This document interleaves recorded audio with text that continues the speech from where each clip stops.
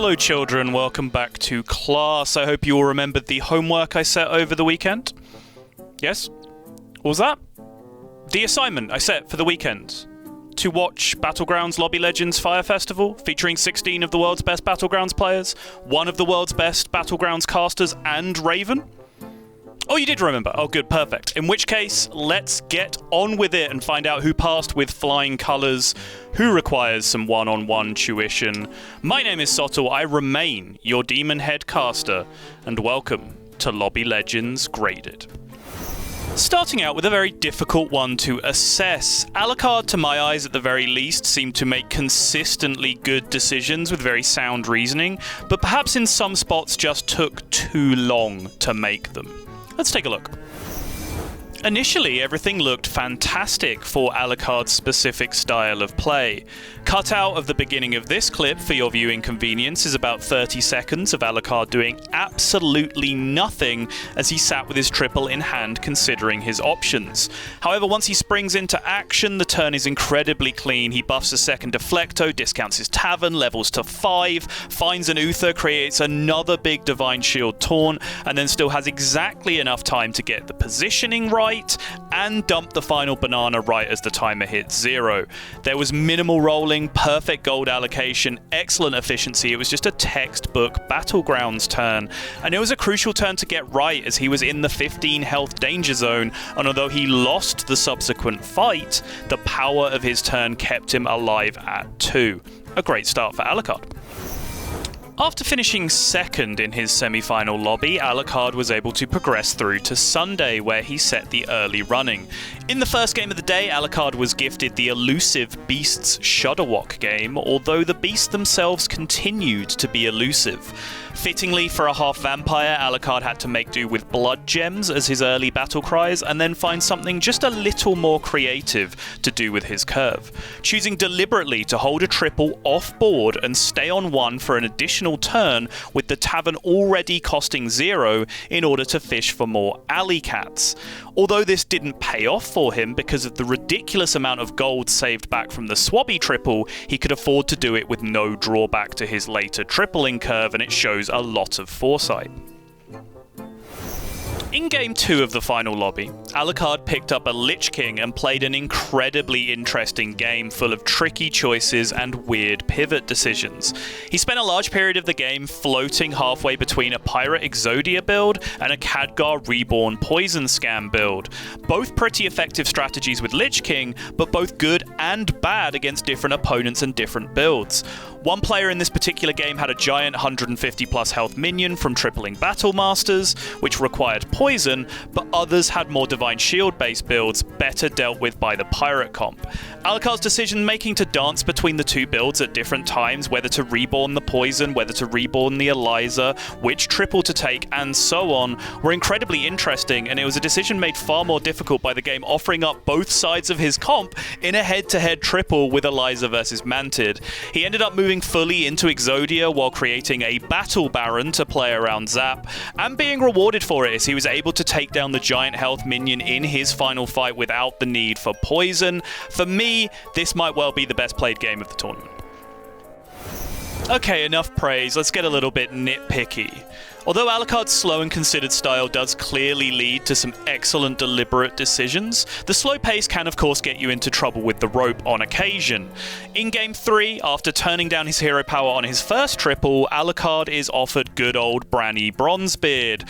In a Murloc lobby, that is a huge recipe for success, but fast forward a couple of turns, and Alucard's insistence on taking his time possibly comes back to bite him. Wasting a large portion of his time on deciding which prize to take and other slow actions, he reaches the end of his turn and is unable to continue to pop off with an additional Reef Explorer and Primal Fin, both of which will make him at least 1 gold profit and possibly significantly more. There was a lot more still to do on this turn potentially. Alucard ends up losing this fight by 2 health, but in fairness does go on to absolutely obliterate the rest of the lobby this game. However, since he missed out on being the first player to check the lobby by a mere 0.5 points, these are the kind of moments that could have contributed to that shortfall. So, end of term report.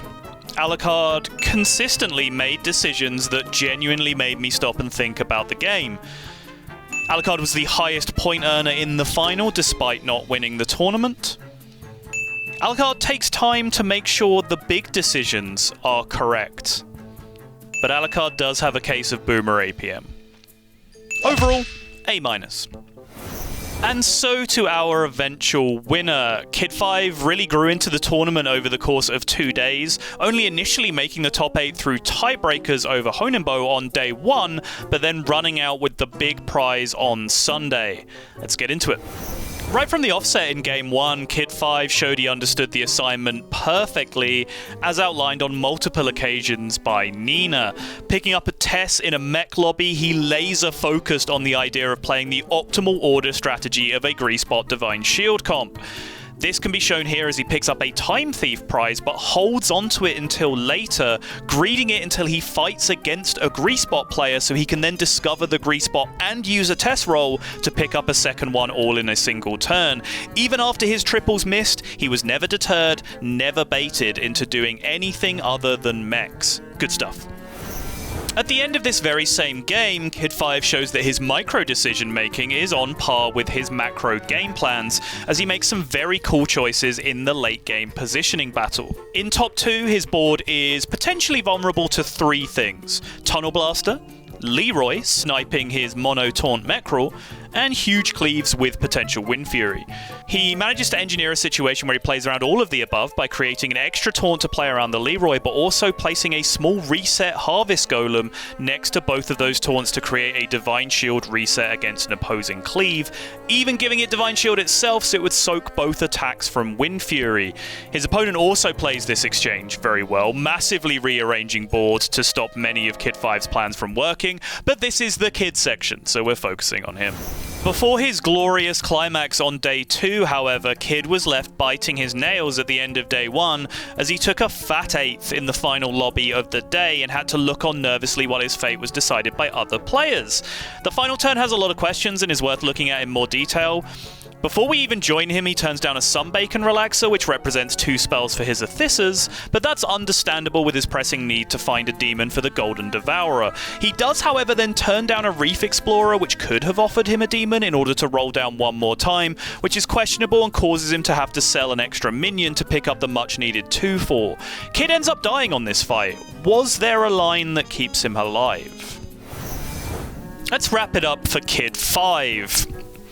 A high-risk, high-reward playstyle that was incredibly fun to watch.